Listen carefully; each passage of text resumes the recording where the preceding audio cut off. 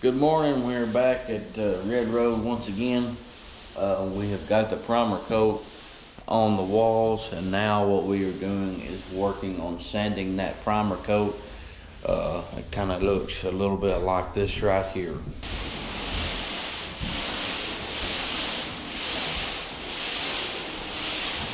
Simply what that is doing is getting all the high points off of all the trash that may have been on the wall and on the sheetrock.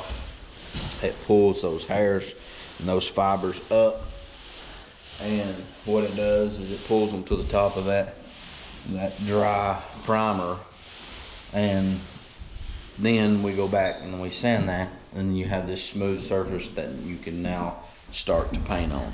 So stick with us. We should have maybe some ceiling paint on here in a little bit.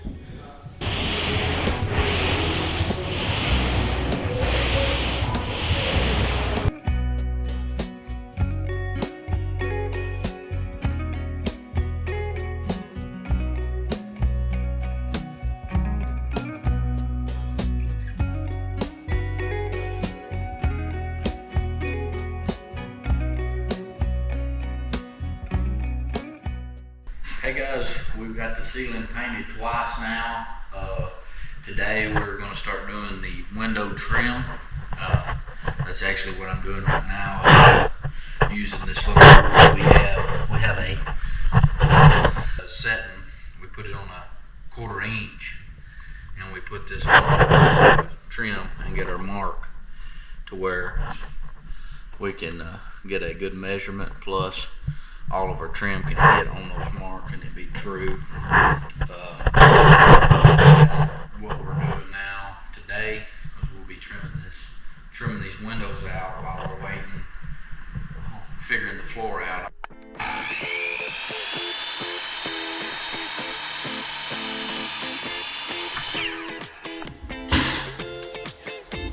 Here's this.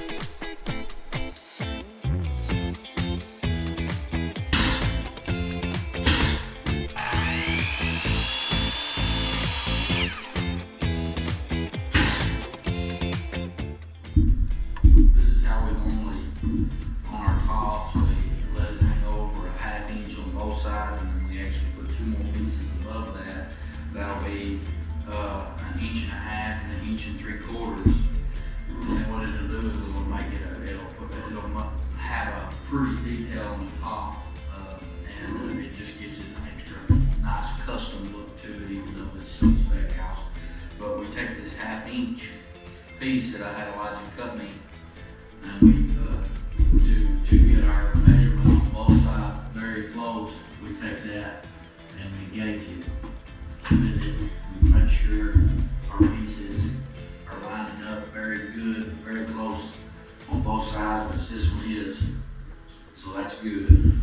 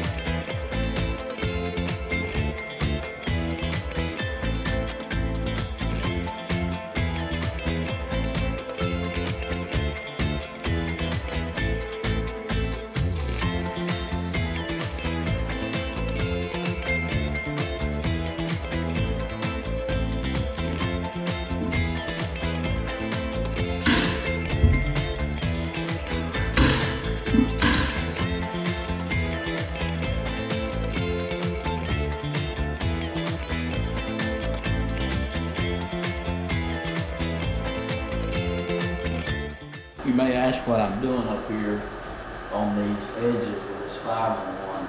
What I'm actually doing is, there is a rough edge that looks like this right here.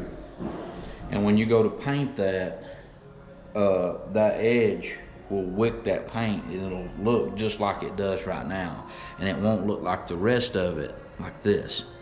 So what you've got to do, which looks the best. It takes a lot more time, but you take and you put some caulking on the edge of your trim, like so. And you take this 5-in-1 and you just kind of spread it out across your trim and let all that wood, if you can see that,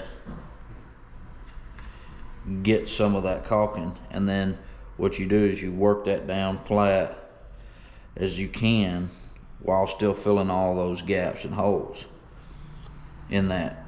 And then you take your finger normally and you wipe off the edges. And then what you're left with is something that looks kind of like this here. And when this dries, it will be very close to the same finish of this after you get it painted. And that's kind of what I'm doing there. That's pretty much caulking, but the thing is, it's time consuming, but you get a good finish look, clean, and the interior of the window has to also be done that way, all the way around inside both jambs, and the exterior of that window has to be done as well. Just like this. This is simple, but if we would treat every little thing like it's the last thing that we've done, I believe the Lord will bless it, and I believe He'll bless you. Malachi is actually doing some spackling, as you can see. Say hi to the camera, Malachi. Hi. And then you got Elijah over there. What did Elijah eat? Is the question. It's the question of the morning. Sausage, egg, and cheese biscuit again. Sausage, egg, and cheese biscuit. Did you say egg? Egg. No, you didn't say egg. Oh. But his words of wisdom are what? Whose? Yours. Ain't no words of wisdom coming out of that one. But anyway, stick with us while we put this trim in. Just pray for me today as I have to deal with these children. Thanks. What we are actually doing here is trying to make sure that that trim begins to be flush. And then when it gets flush at the bottom, you can put a tack in it. Tap it in at the top. The top now can move over and tack it at the top. Now, you may ask, why are we lifting that up off the floor 1/2 inch? The reason why we're lifting up off the floor 1/2 inch is where when we lay our floor, that we have room to slide that floor up and under the baseboard, and then that gives us plenty of room and to lay our shoe mold when we start laying our shoe mold in after we lay the floor. So that's kind of what we're doing. And you ask, well, why did we lay the doors all the way down to the floor? We'll actually come in and cut these off to where the floor can slide perfectly underneath it, and these the door jambs sit right down onto the floor. And that's how we normally do it. I know some people lay their floor first and then put their doors in, but we like to do it this way to where we can go through and paint everything before we put our floor down, because we're putting LVP down. Now, if we were putting hardwood down, we would probably done put the hardwood down, then laid these, but we're not doing hardwood. So that's kind of the reasoning for the differences. So.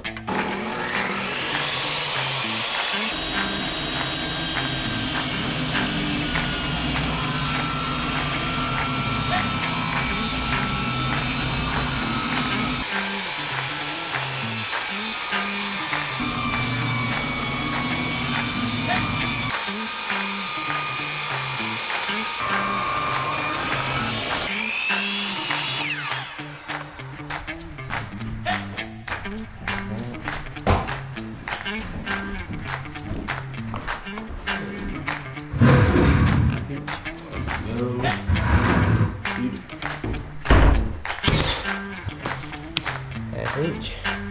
You sure? Here. Beautiful. I think that one's pretty good, but it is just a little long. Let's trim that off. Oh my lord. We're gonna do it right, or we ain't gonna do it. Take an eighth off of it. Logic. We're gonna do it right, or we ain't gonna do it. We are at the stage of the trim is done, spackled, caulked, sanded, and now we're usually taking a mop. We don't have a mop here, so we're taking a rag or a towel and wiping the edges all the way around every single room. That way, when we start our process of spraying the trim, that there's not going to be any trash or dust to blow up on our trim. We've done cleaned the tops of the trim off. Now we're cleaning that off, and then what we'll do is take another piece of probably ram board and put under this here around the edges and move it as we go when we spray. That way there's no chance of any dust getting on this trim, because the biggest enemy of spraying a house is dust. That is your biggest problem when you begin to spray, if you're spraying while it's installed, is dust. So make sure if you're prepping on your paint that you make sure that your area is clean to where you don't have a bunch of overspray, a bunch of dust overspray, and a bunch of mess to clean up later, and to sand down and have to paint it over again because it doesn't look right. So do it right the first time, you won't have to do it again. Here's another pro tip as well. If you're a painter, you know, but a lot of people aren't aware that you need to mix your paint before you spray. That is the #1 rule. Every day you come in, you better be mixing your paint. Straining it if it's a day or two old. And straining.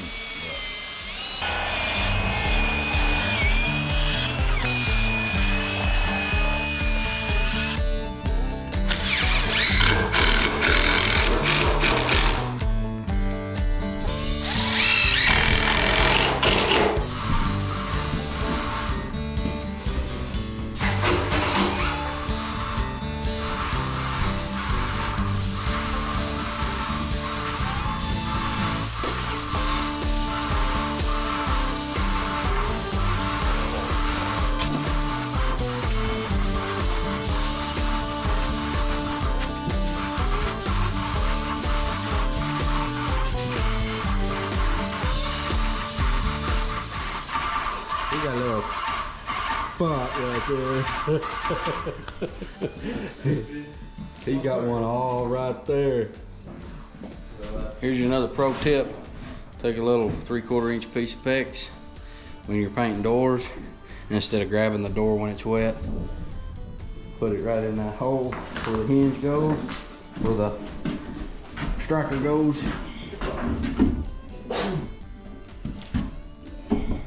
Right over. Done. Didn't even touch the door. Boom. First coat almost complete.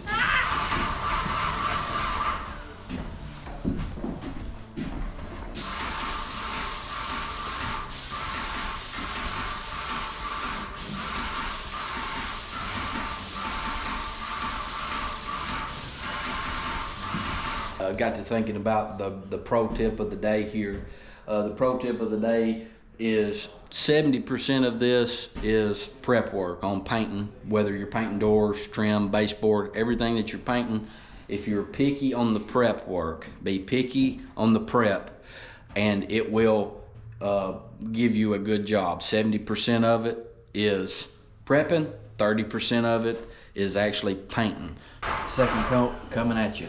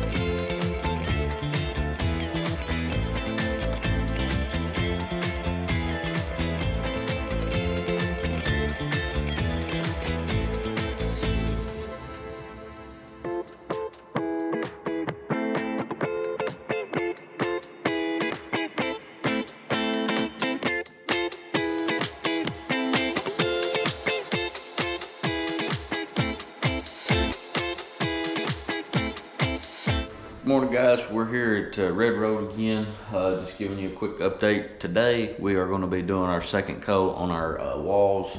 This is a one coat coverage, but we normally try to do 2 coats regardless of what kind of paint we've got. This is Valspar paint, does a good job. Here's a view of the first coat. You can see just around the edges some of the lines that still need to be covered up. But we'll get that knocked out here shortly, and then we'll be on to the process of probably putting some floor down here in the next very near future.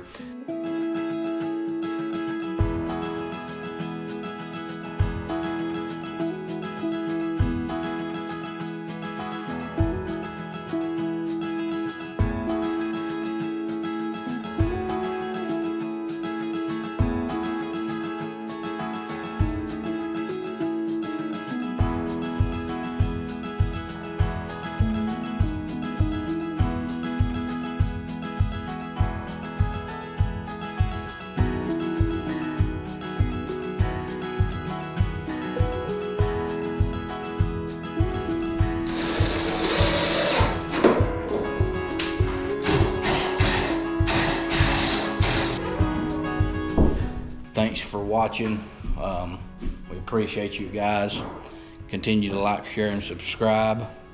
And always keep God first.